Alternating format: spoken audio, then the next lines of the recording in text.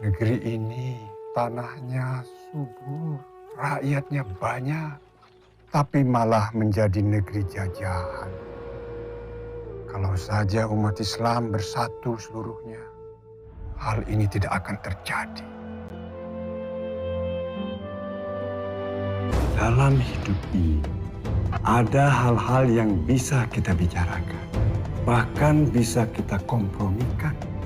Tapi kalau sudah menyangkut soal akidah, itu tidak bisa diganggu-gugat. Bung Karno menitipkan pesan kepada Kiai. Apakah hukumnya membela tanah air, bukan membela Allah?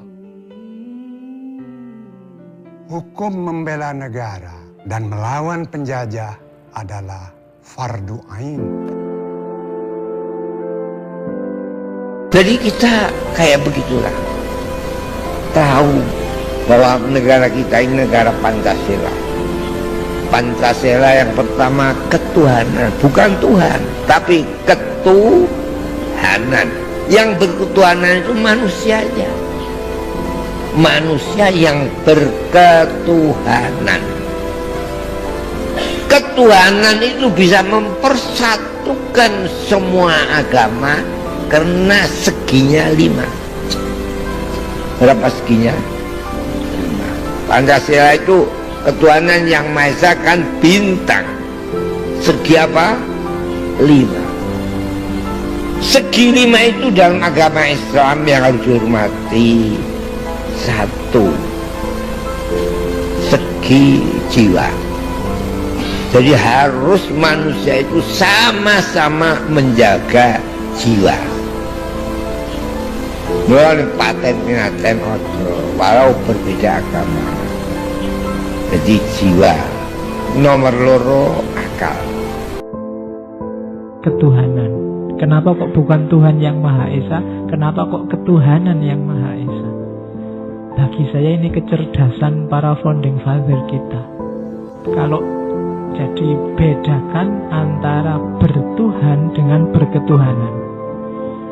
Kalau bertuhan atau beragama itu manifestasi fisiknya, manifestasi realnya. Tapi hakikatnya itu ketuhanan. Jadi bertuhan itu kesediaan untuk percaya, beriman kepada Tuhan. Tapi kalau berketuhanan itu kesadaran bahwa Tuhan itu ada. Kalau yang pertama itu dimensinya vertikal, tapi kalau yang kedua ini vertikal sekaligus horizontal. Kita sadar bahwa Tuhan itu ada, maka perilaku kita secara sadar akan mengacu dan terarahkan berhubungan dengan Tuhan. Maka berketuhanan itu sifatnya esensial.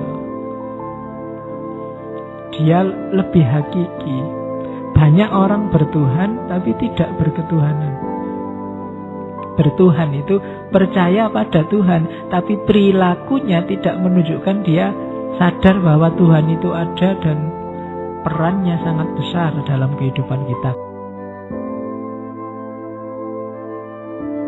Ketuhanan yang Maha Esa artinya negara ini karena multi agama, ada Kristen, ada Katolik, ada begini, maka yang dinaikkan itu jangan teks salah satu agama, tetapi nilai universal dari seluruh agama ini kemas di dalam ideologi negara Republik Indonesia. Nah intinya itu pada ketuhanan yang Maha Esa ini. Tapi penjabaran ketuhanan yang Maha Esa dalam ritual dan dalam action ini tentu berbeda. Tapi semua percaya kepada Tuhan. Yang kedua, sholat dan ibadah bisa beda, tapi seluruh agama kan minta makmur, minta adil, minta pinter, minta bersatu. Itu kan sama. Maka yang beda tidak usah dipaksa sama, tetap yang sama jangan sekali-kali dibedakan. Tapi ada hal yang puitis. Kalian ribut dengan Esa. Esa itu kalau dibayangkan satu, itu sudah bukan Tuhan. Karena tan keno kino yang ngopo. Begitu sudah dibayangkan satu numerik, itu sudah bukan Esa yang itu. Itu hanya cara kita menggambarkan, menyebutkan, mengumpamakan.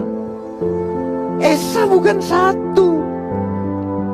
Makanya belajarlah kata-kata Rumi. Untuk menuju Tuhan memang perlu pikiran, tapi untuk sampai sana injek-injeklah kepalamu. Gak ada pikiran sudah. Tangga menuju langit adalah kepalamu, maka letakkanlah kepalamu di bawah telapak kakimu. Mane, kowe cuma gedeng kiai Indonesia, mane kiai Indonesia wong alim-alim ketika gawe Pancasila iku gak apa-apa ngakoni Kristen. Mergo cek di aku, sementing aja komunis. Mergo punane kuno wong Islam tuh wis seneng sing duwe agama, senajan to rodok-rodok gitu. Timbang sing ra duwe. Mane Kiai Maskur, Agus Salim, Gus Wahid, kiai alim dhisik nampa Pancasila, sing penting berketuhanan. Sing penting ora komunis. Kalau nak komunis, podo karo wong Persia, yaitu tidak berketuhanan, ora berkitab nopo suci. Paham ya? Kalau kamu tidak lulus dengan sila pertama, kamu tidak mungkin bisa mentransformasi dirimu ke sila kedua. Dan gitu kan. Kalau Anda tidak kukuh dengan Tuhan Yang Maha Esa, Anda tidak mungkin punya output kemanusiaan yang adil dan beradab. Kalau bangsa Indonesia belum beradab kemanusiaannya, maka dia tidak mungkin menciptakan persatuan Indonesia. Kalau belum tercapai persatuan Indonesia, maka kerakyatan itu juga tidak akan tercapai dan mustahil tercapai sila yang kelima. Jadi kita ini di Indonesia ini para intelektual tidak ada yang berpikir eskalatif, tidak ada yang berpikir transformatif. Jadi Pancasila hanya diterjemahkan satu persatu.